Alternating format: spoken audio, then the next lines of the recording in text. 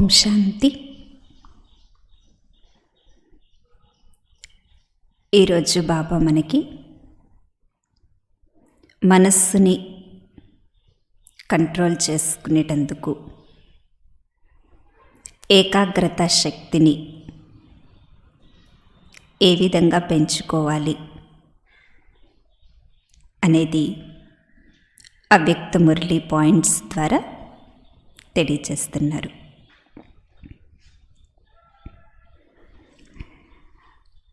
మనస్సు సదా ఏకీరస స్థితిలో ఉండాలి అంటే మనస్సు యొక్క ఏకాగ్రత చాలా అవసరం. ఏకాగ్రత శక్తి అనేది చాలా గొప్ప శక్తి. ఈ ఏకాగ్రత శక్తి ద్వారానే అవ్యక్త ఫరిస్తా స్థితిని సహజంగా అనుభవం చేసుకోగలుగుతారు. బాబా మనకి ఇక్కడ ఏకాగ్రత శక్తి యొక్క విశేషతలు చెప్తున్నారు. ఏకాగ్రత ద్వారా ఏకీరస స్థితి అనుభవం అవుతుంది. అవ్యక్త ఫరిస్తా స్థితి అనుభవం అవుతుంది. అలాగే ఏకాగ్రత శక్తి యజమాని స్థితిని తయారు చేసి సహజంగా నిర్విఘ్నంగా తయారు చేస్తుంది.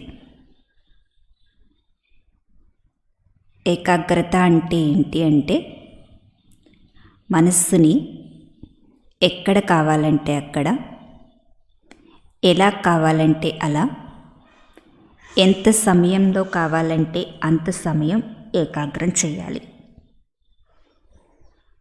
మనస్సు మన వశంలో ఉండటాన్ని ఏకాగ్రత శక్తి అంటారు.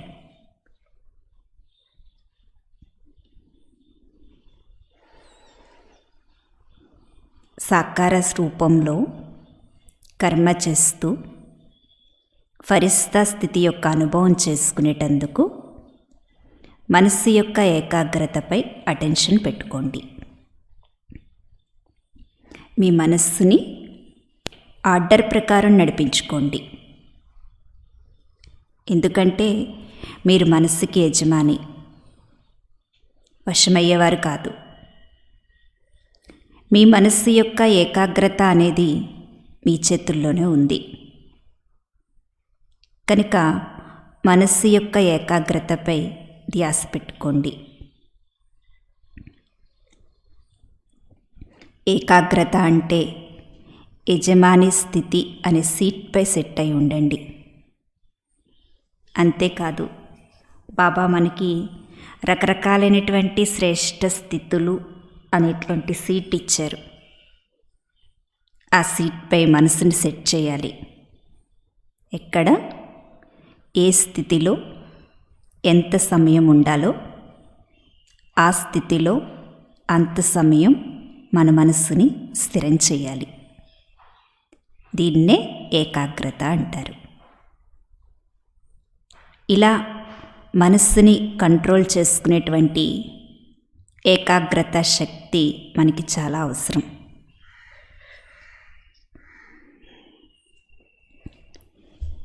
మనస్సులో ఏమైనా వ్యర్థ సంకల్పాలు వస్తున్నా వాటిని అక్కడే సమాప్తి చేసేయాలి. అంత శక్తిశాలిగా తయారవ్వాలి మనం. ఎందుకంటే సంకల్పం అనేది పునాది. అది మనసులోనే ఉత్పన్నమవుతుంది. సంకల్పంలోనే దాన్ని మనం కట్ చేసేస్తే ఏకాగ్ర స్థితిలో ఉన్నతంగా కాగలుగుతాం. కనుక సంకల్పరూపీ పునాదిని గట్టిగా చేసుకోండి. అప్పుడు అవ్యక్త ఫరిస్తాగా అయిపోతారు.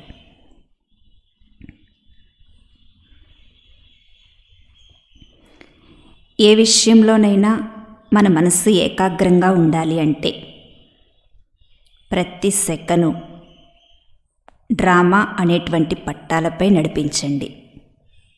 మీ మనస్సుని ప్రతి సెకను ఏ విషయం జరిగినా డ్రామా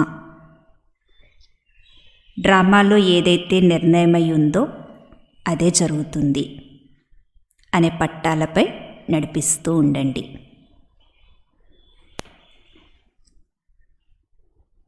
డ్రామా ఎలాగైతే ప్రతి సెకను నడుస్తూ ఉంటుందో ఆ స్థితిని అనుసరించి మీ మనసు యొక్క స్థితి కూడా నడుస్తూ ఉండాలి.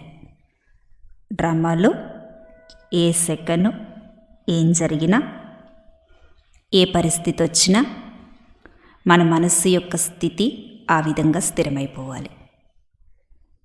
దాని గురించి ఎక్కువగా వ్యర్థం ఆలోచించకూడదు, ప్రశ్నార్థకాలు రాకూడదు, ఆశ్చర్యార్థకం రాకూడదు. ఏ విషయం జరిగినా డ్రామా అనేటువంటి బిందువు పెట్టేటువంటి అభ్యాసం మనకు ఉండాలి.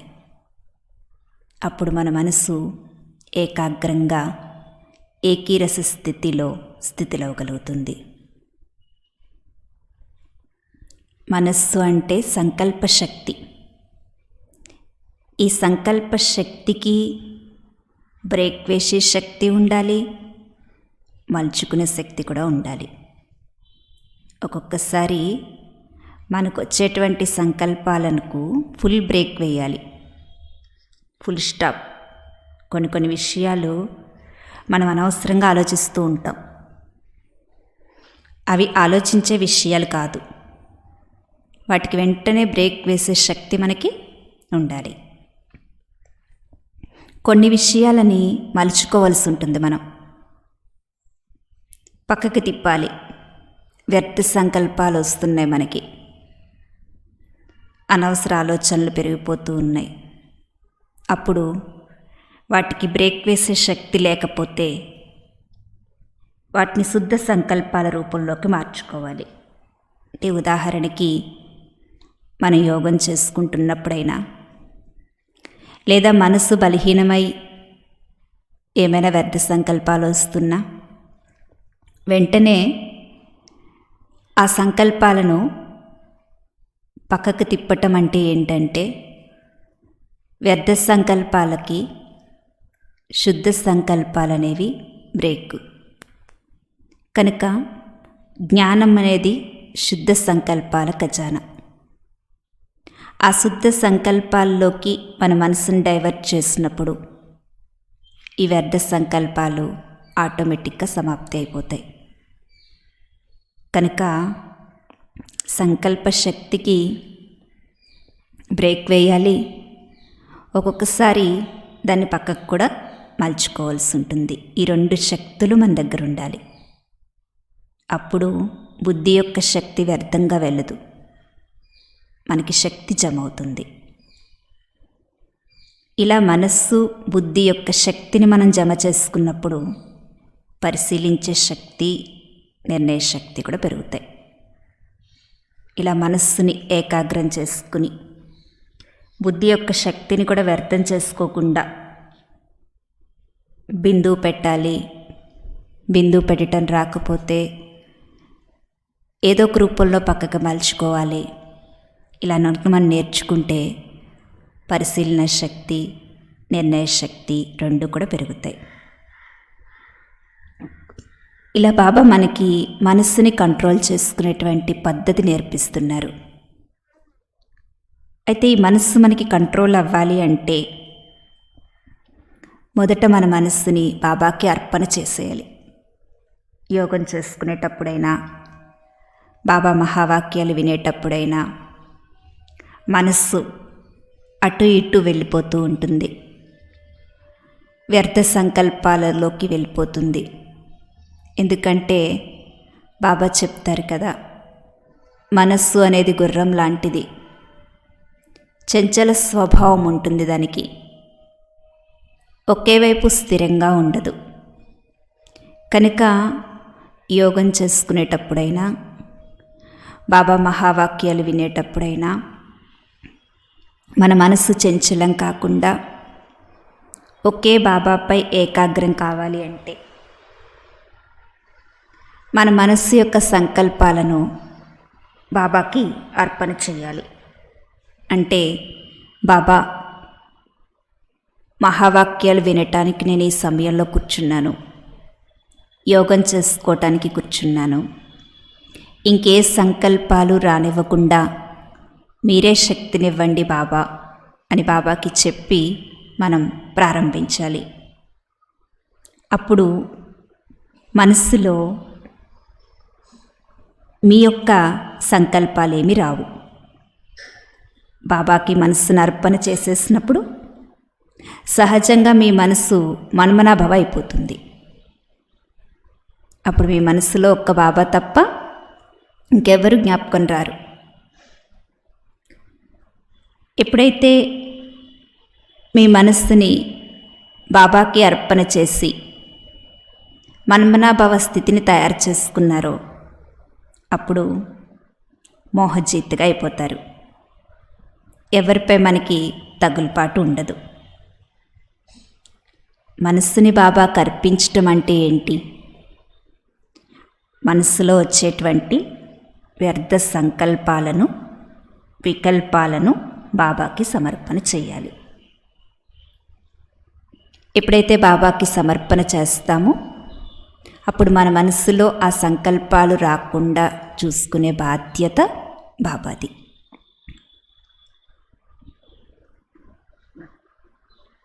అలాగే మనస్సు ఎప్పుడూ ఏకాగ్రంగా ఉండాలి, శక్తివంతంగా ఉండాలి అంటే మన మనస్సులో ఏ సంకల్పం వస్తున్నా దానిలో సత్యత, స్వచ్ఛత ఉండాలి.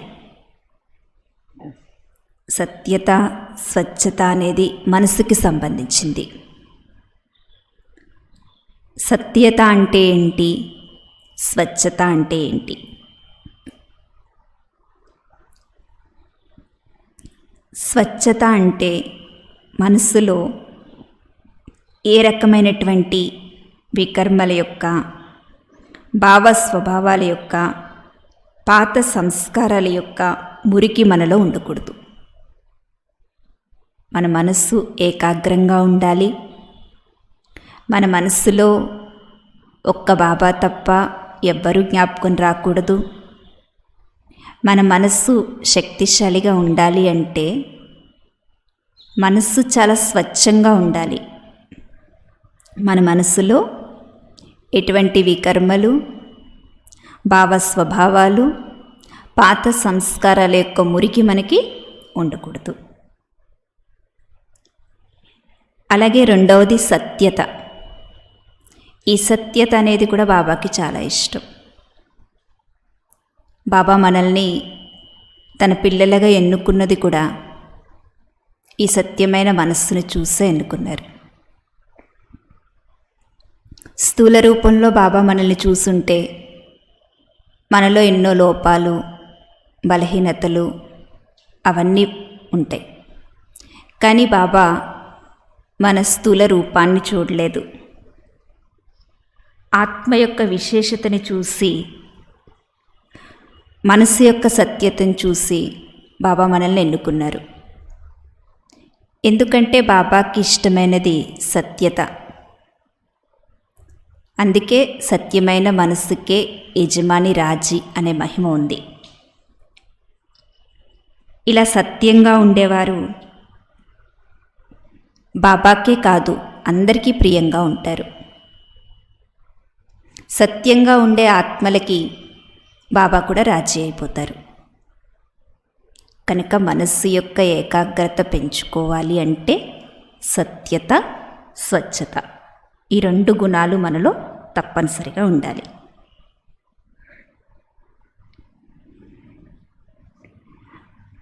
మనస్సుని ఏకాగ్రం చేసుకునేటందుకు ఏ స్థితిని తయారు చేసుకోవాలంటే ఆ స్థితిని తయారు చేసుకునేటందుకు మనస్సు యొక్క వ్యాయామం చేయాలి. మనస్సు యొక్క వ్యాయామం ఏంటి? శరీరానికి ఎలాగైతే స్థూలంగా కొన్ని వ్యాయామాలు ఉంటాయి,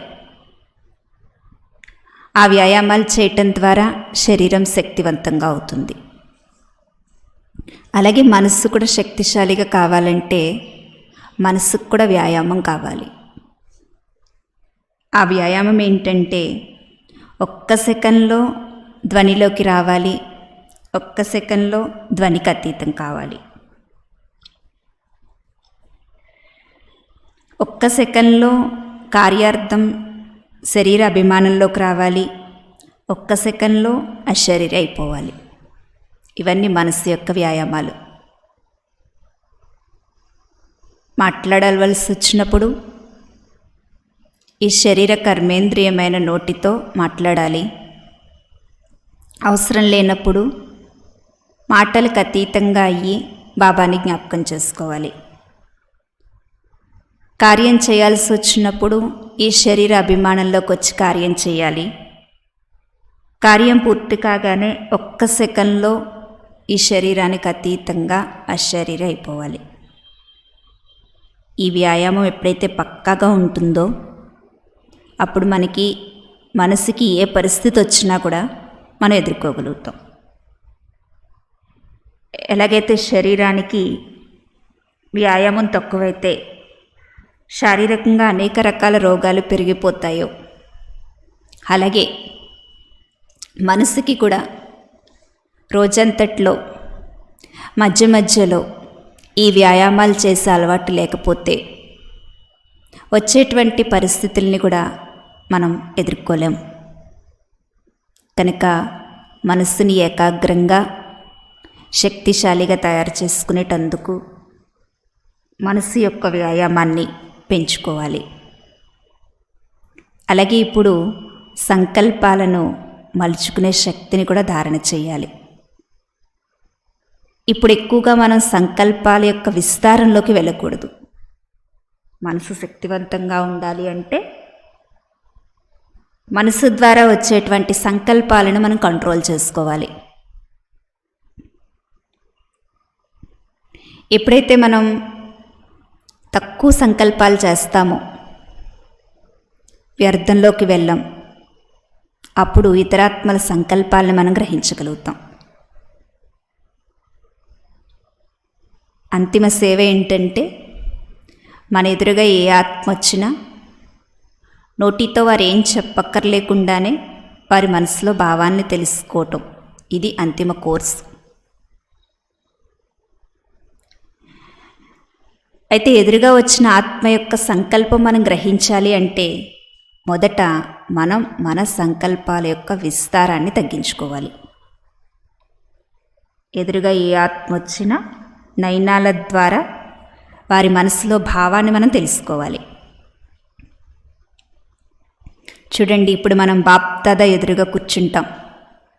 మనం బాబాకి ఏం చెప్పం, కానీ మన మనసు యొక్క సంకల్పం, మనసు యొక్క భావాలు అన్నీ బాబాకి తెలుసు.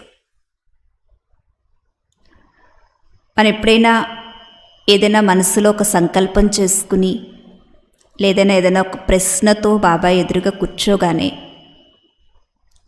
బాబా మురళీలో మన మనసుకి సంబంధించినటువంటి భావానికి జవాబు చెప్తారు.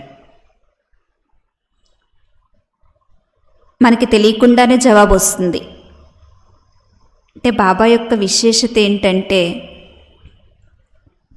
మన నోటితో బాబాకి ఏమీ చెప్పకపోయినా మనసులో ఏ భావంతో బాబా ఎదురుగా కూర్చున్నామనేది బాబాకి తెలుసు. అలాగే మీ యొక్క అంతిమ కోర్సు కూడా ఏంటంటే ఏ ఆత్మ మీ ఎదురుగా వచ్చినా వారి నోటితో ఏం చెప్పక్కర్లేకుండా వారి నయనాలు చూడగానే వారు బాబా దగ్గరికి ఏ భావంతో వచ్చారు, ఏ కోరికతో వచ్చారు, అది తెలుసుకుని మనం పూర్తి చేసి పంపించాలి. ఈ అంతిమ కోర్సులో పాస్ అవ్వాలంటే ఇప్పటి నుంచి మనం సంకల్పాలని కంట్రోల్ చేసుకోవాలి. ఎక్కువ వ్యర్థ సంకల్పాల్లోకి, వికల్పాల్లోకి వెళ్ళకూడదు.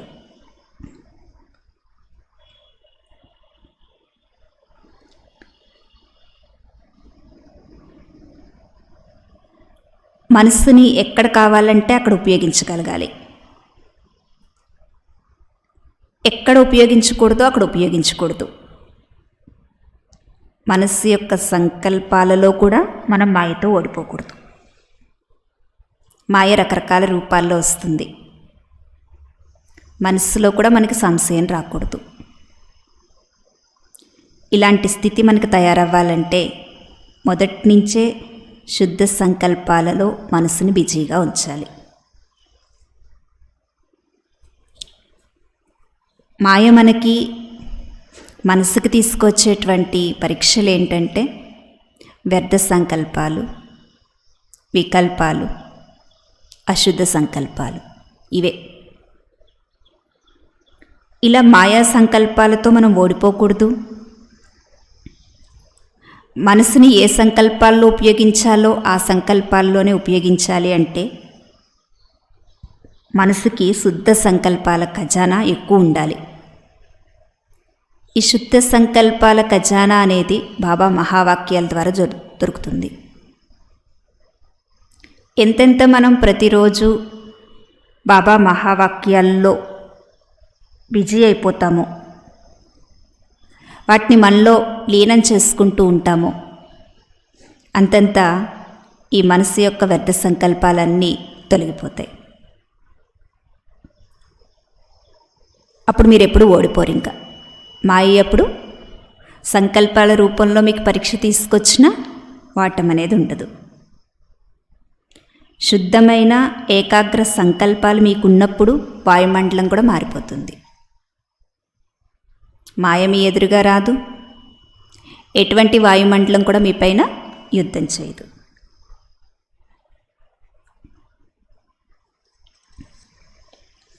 చూడండి, కొన్ని రోజుల్లో ట్రాఫిక్ని ఆపి 3 నిమిషాలు శాంతి యొక్క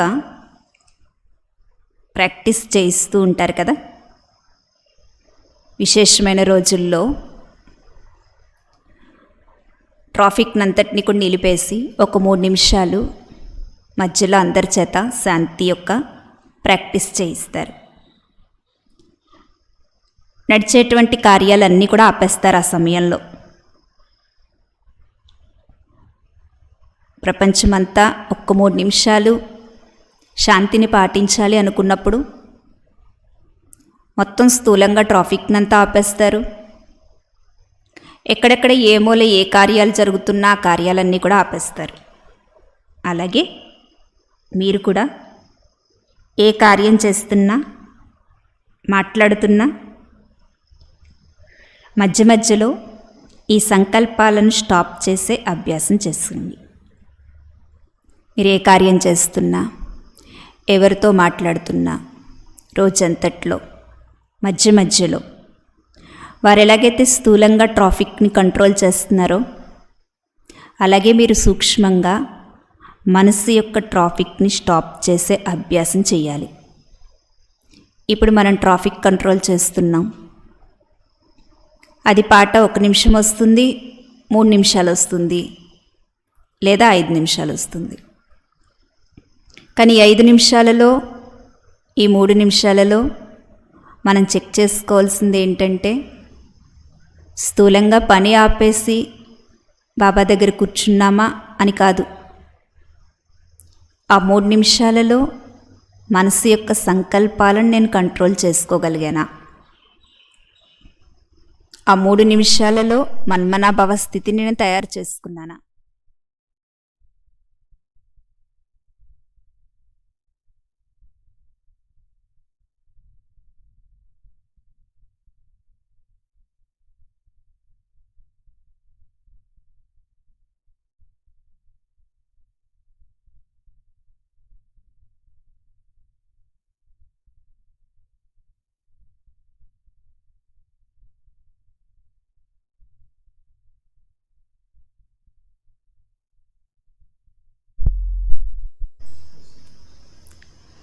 ఇది మనం పరిశీలించుకుంటూ ఉండాలి.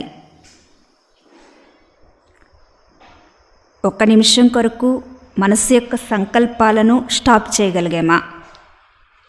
శరీరం ద్వారా మనం చేసే కర్మని ఆపగలిగాం, కానీ సంకల్పాలను ఆపగలిగామా? ఇది పరిశీలించుకోవాలి. ఇలా రోజంతట్లో గంటకి చేస్తున్నాం, ఇన్ని గంటలు మేము ట్రాఫిక్ కంట్రోల్ చేస్తున్నాం, లేదా మధ్య మధ్యలో కొన్ని సమయాల్లో చేస్తున్నాం అని సంతోషపడటం కాదు. ఆ ట్రాఫిక్ కంట్రోల్ చేసే సమయంలో శరీరాన్ని ఎలాగైతే ఆ కార్యం ఆపి స్థూలంగా కంట్రోల్ చేస్తున్నామో, అలాగే సూక్ష్మంగా మనస్సుని కంట్రోల్ చేసుకోగలుగుతున్నామా లేదా, మనస్సుని బాబాపై జోడించగలుగుతున్నామా లేదా, ఇది చూసుకోండి. ఈ ప్రాక్టీసు సంకల్పాన్ని శక్తిశాలిగా తయారు చేస్తుంది. చాలామంది పిల్లల యొక్క ఫిర్యాదు ఏంటంటే సంపూర్ణంగా అవ్వటంలో వ్యర్థ సంకల్పాలు తుఫాన్ రూపంలో విఘ్నం వేస్తున్నాయి అని. అయితే ఈ వ్యర్థ సంకల్పాలు ఎప్పుడు సమాప్తి అవుతాయి? అందరి ఫిర్యాదు ఏంటంటే వ్యర్థ సంకల్పాలు, తుఫాను, ఇదే మనకి పెద్ద విఘ్నం. కనుక ఈ కంప్లైంట్స్ మన సమాప్తి కావాలి అంటే ప్రతిరోజు అమృతవేళ మొత్తం రోజంతటి అపాయింట్మెంట్ యొక్క డైరీ తయారు చేసుకోండి. రోజంతటి దినచర్య మీకు నిర్ణయమై ఉండాలి. ఎప్పుడు పడితే అప్పుడు ఏది చేయాలనుకుంటే అది చేయటం కాదు. దీనివల్ల సోమరితనం వచ్చేస్తుంది, సమయం వ్యర్థంగా పోతుంది, వ్యర్థ సంకల్పాలు వచ్చేస్తాయి. అలా కాకుండా అమృతవేళ రోజంతట్లో ఏ సమయానికి ఏ కార్యం చేయాలి, ఎంత సమయం చేయాలి, ఇవన్నీ నిర్ణయించుకుని ఒక డైరీని తయారు చేసుకుని ఆ ప్రోగ్రాం ప్రకారంగా మన దినచర్యను నడిపించుకుంటే అసలు ఈ వ్యర్థ సంకల్పాలు అనేటువంటి కంప్లైంట్ మనకి ఉండదు.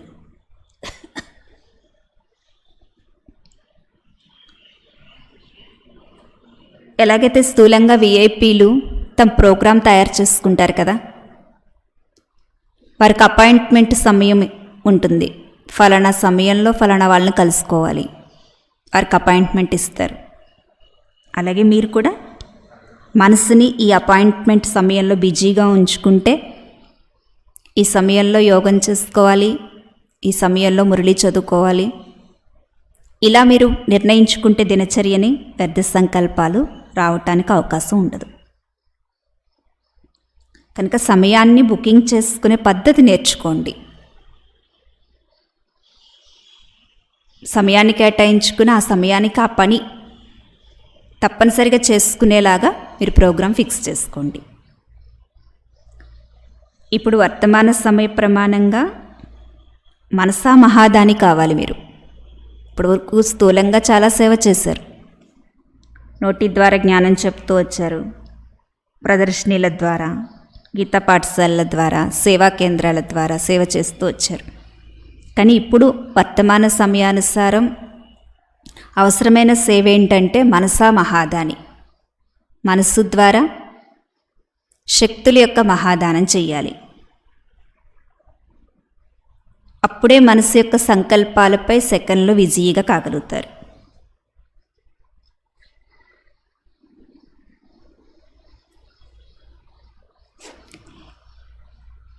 ఎంత చంచల సంకల్పాలు ఉన్నప్పటికీ ఒక్క సెకండ్లో మనసుని ఒకే సంకల్పంలో స్థితులు చేయగలగాలి. ఇప్పుడు మీరు చేయాల్సిన సేవ ఏంటంటే మనసా మహాదాని అయ్యి ఇతరాత్మల మనసును స్థిరం చేయాలి. ఇప్పుడు అందరి మనసు భ్రమిస్తుంది, రకరకాల రూపాలలో వ్యర్థ ఆలోచనల్లోకి, చెడు ఆలోచనలోకి వెళ్ళిపోతున్నారు. వాళ్ళందరి మనస్సుల్ని స్థిరం చేయాలి.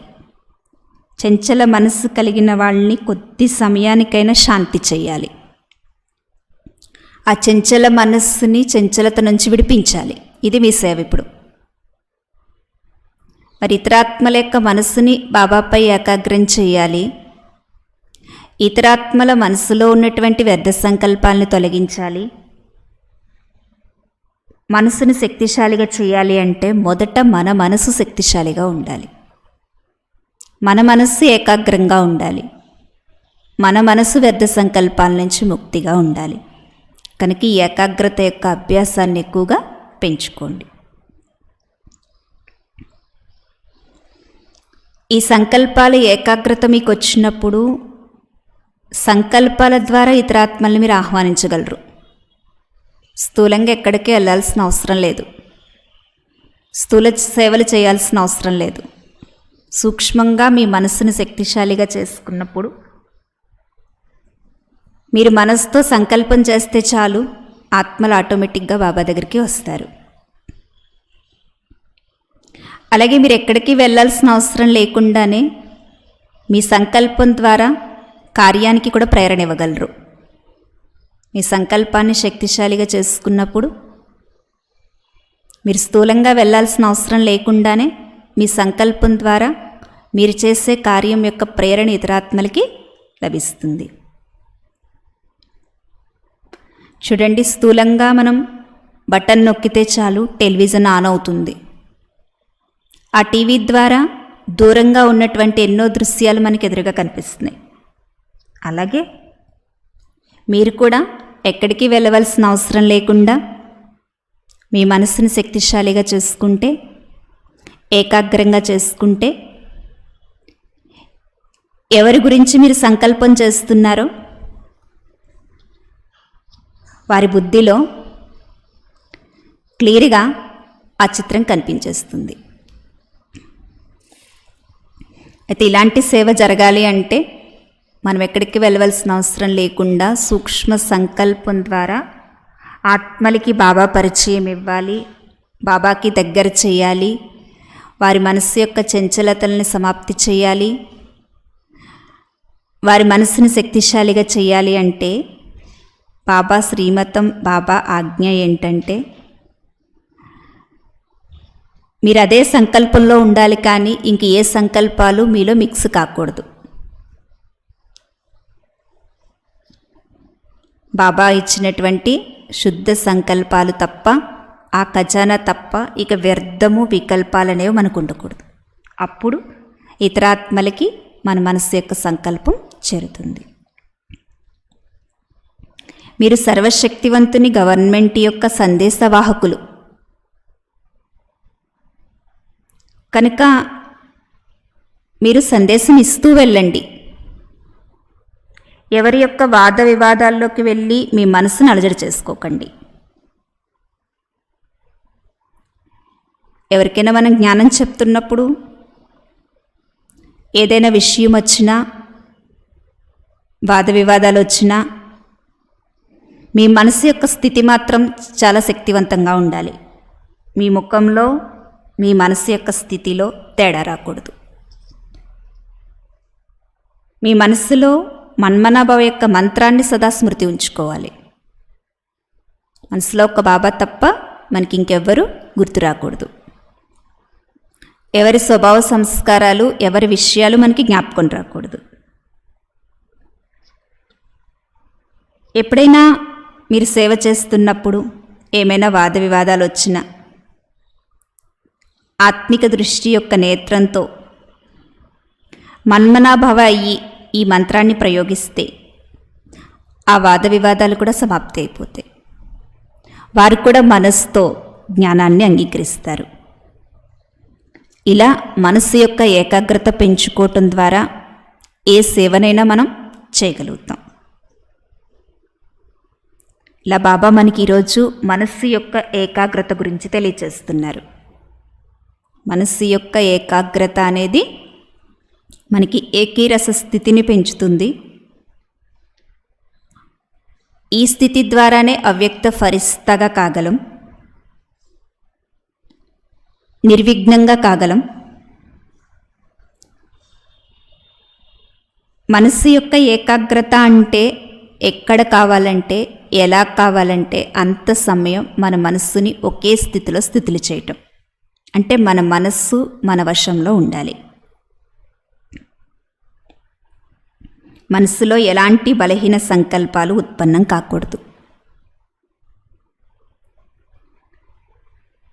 మనస్సు యొక్క ఏకాగ్రత మనకి పెరగాలి అంటే ప్రతి సెకను డ్రామా అనేటువంటి పట్టాలపై మన మనసు నడవాలి.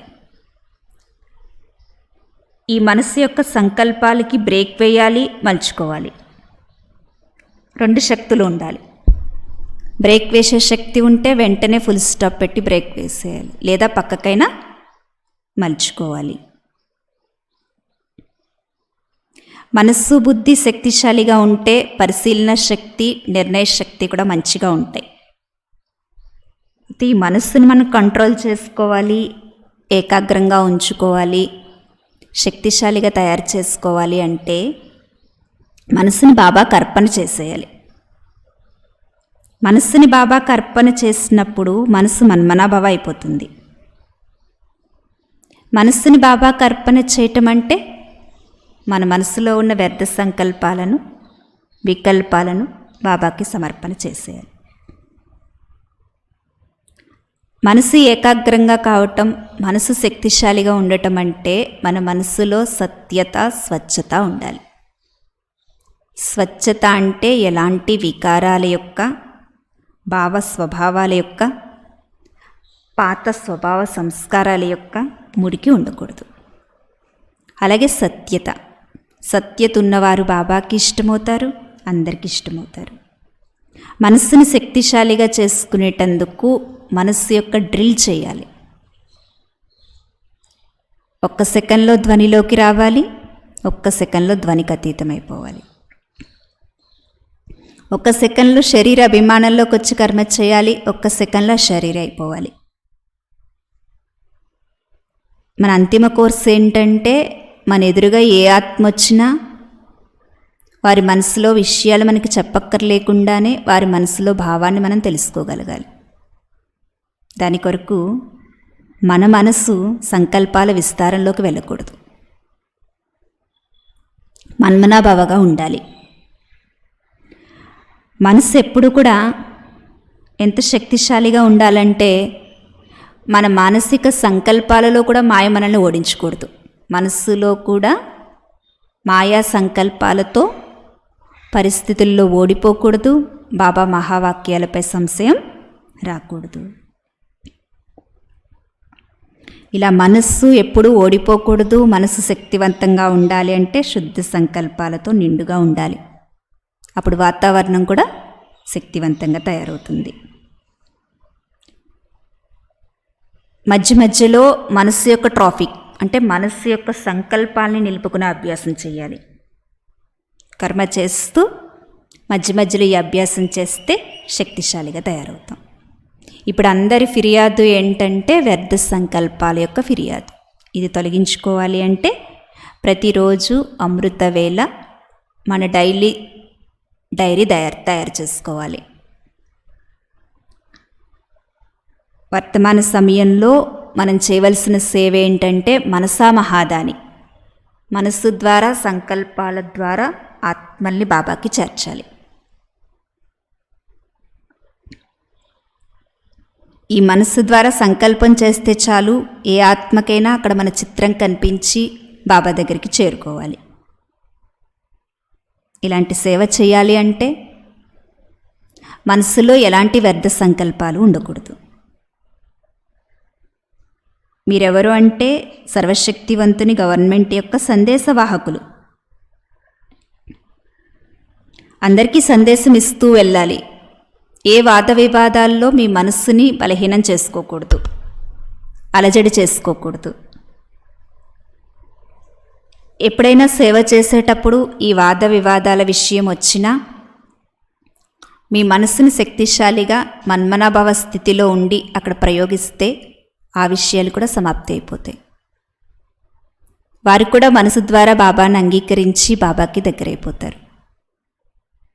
ఇలా మన మనస్సుని ఏకాగ్రంగా శక్తిశాలిగా తయారు చేసుకున్నప్పుడు మనసు ద్వారా మనం చాలా శక్తివంతమైన సేవ చేయగలుగుతాం.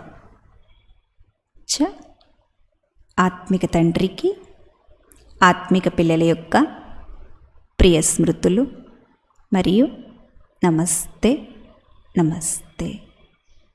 ఓం శాంతి.